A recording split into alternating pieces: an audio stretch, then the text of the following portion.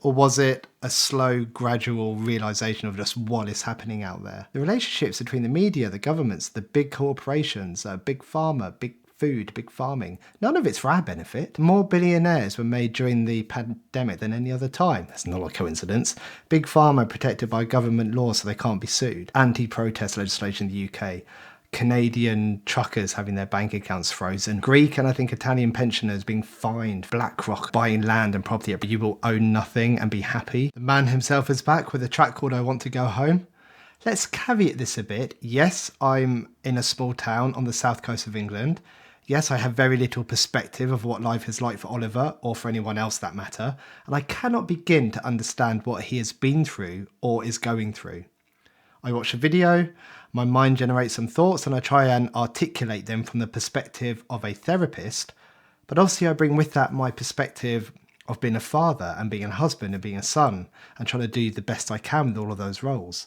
And the reality is, what you're looking at here is a 41-year-old bloke who works every day as a psychotherapist trying to help other fellow human beings find meaning and move forwards with their lives. And Oliver's given me a bit more courage to speak out about some of the things that I maybe haven't before. So let's get into this one. Well, if it weren't for my old dogs and the good Lord, they'd have me strung up in the psych ward. 'Cause every day living in this new world is one too many days to me. Son, we're on the brink of the next world war, and I don't think nobody's praying no more. And I ain't saying I know it for sure. I'm just down on my knees begging the Lord to take me home. I wanna go home. What a voice. You can really hear that pain and genuineness behind what he is saying. And right at the beginning, he said, if it wasn't for my dogs and the good Lord, I would be in a psych ward. Now, I'm a dog lover. I have a very close connection with my dog. She has been there through a lot of tough times over the last 14 years. And I hear very often in my practice people saying that the one thing that stops them from ending it is quite often their dog. And on one hand, it's really hard to hear that the only thing someone has in their life that makes them worth living is their dog. And on the other hand, it shows just how powerful that connection and relationship can be with a dog. And also he mentions faith playing a role in his life there. And if it wasn't for those two things, he would end up in a psych ward. Maybe that's because he would just go completely insane from everything that's going on for him, or whether it's because he would try to end things, and that's, that tends to be where you end up.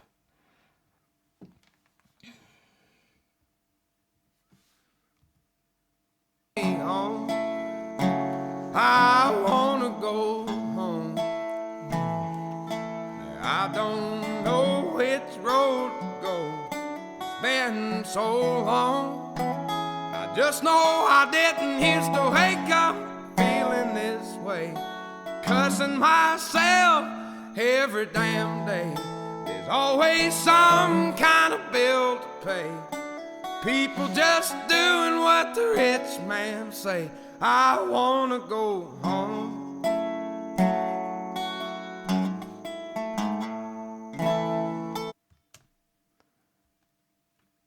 Every day, just so much pain.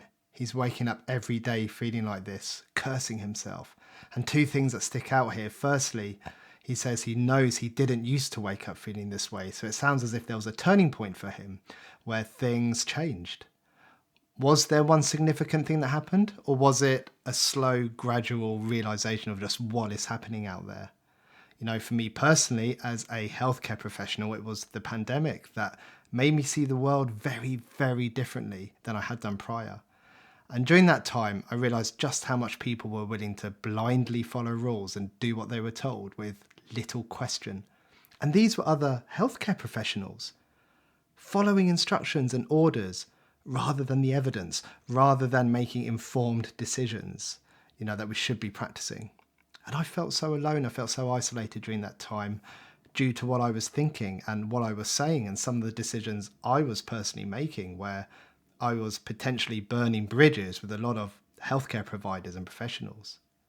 You know, if you were in healthcare during that time and you had views against the narrative or asked awkward questions, then it was a very, very difficult time. And the second thing that jumped out to me then was him saying, you know, he's cursing every day. And I would love to know more of the specifics behind this. Is it, oh no, here we are again, another day in this world? You know, that kind of cursing. But cursing himself seems to imply that he's being really hard on himself. But hard on himself about what? You know, if anything, he should be being hard on everyone else and cursing them. And, you know, he is calling stuff out now. But why? It feels like he's being very hard on himself, how he feels here.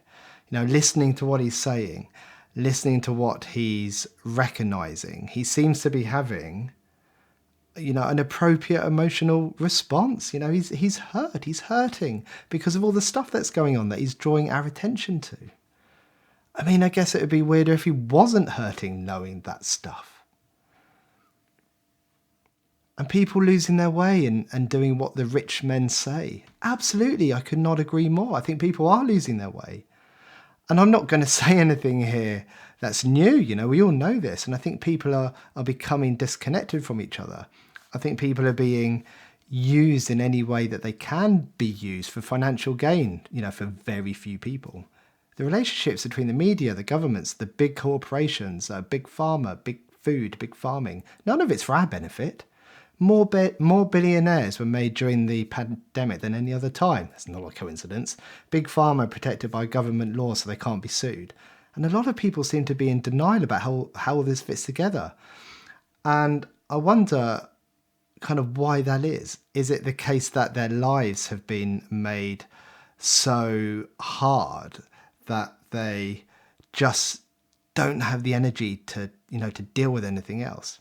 Or is it that for some reason they just don't see it or they think it's conspiracy? But you present them with evidence and they look shocked for about 20 seconds and then turns into, oh, well, that's just the way it is.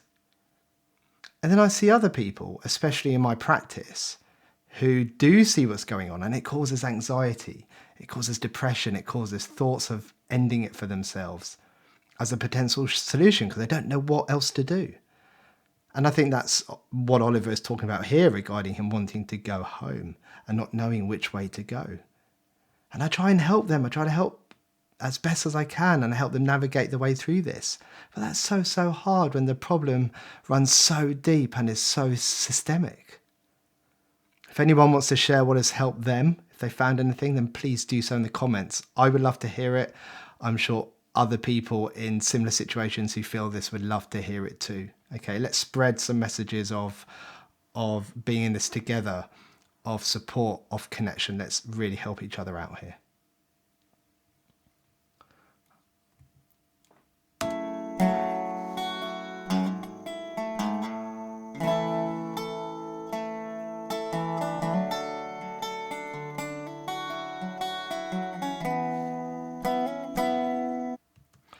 So I was just thinking then again, it's still going through my head, that line, you know, doing what the rich men are saying. My mind turns to some of the tactics that are used for this kind of social control. Anti-protest legislation in the UK. Canadian truckers having their bank accounts frozen. Remember that? Greek and I think Italian pensioners being fined for not doing what the government asks. You know what I'm talking about. Outside of the UK and Europe, I am not so sure about some of this stuff, so please let me know what social control strategies you have come across. Let me know in the comments. I'd love to hear what else is going on out there. Well, I'm going to play this a little bit now. Stop talking so much. Sorry. Now 4 generations farming the ground.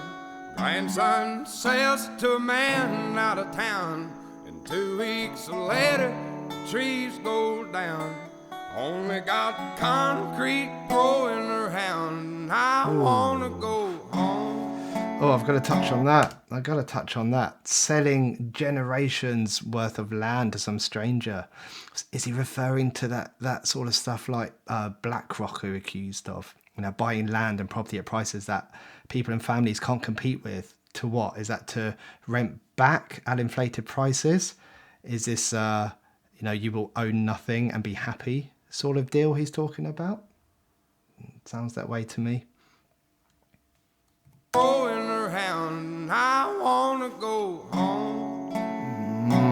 I wanna go home. I don't know which road to go. It's been so long. I just know I didn't used to wake up feeling this way, cussing myself every damn day. People have really gone and lost their way. They all just do what the TV say. I wanna go home. They just do what the TV say. Mainstream media. People need to be cautious having mainstream media as their only source of news and information. Check out different sources. Check out different sides of things that are happening. Come to an informed decision about things, not a one-sided that has been presented to you on a plate decision. But I know if you're watching this and you're listening to Oliver, then you know all of this. You don't need to be told. It's like I'm preaching to the converted here. Say, I want. Let's go back a bit further. They all just do Listen to this emotion. TV say, I wanna go home.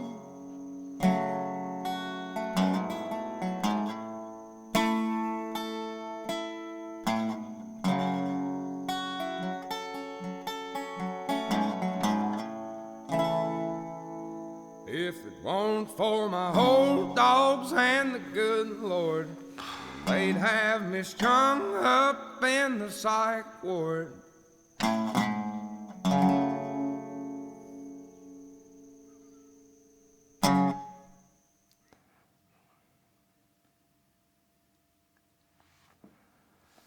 Oh, boy.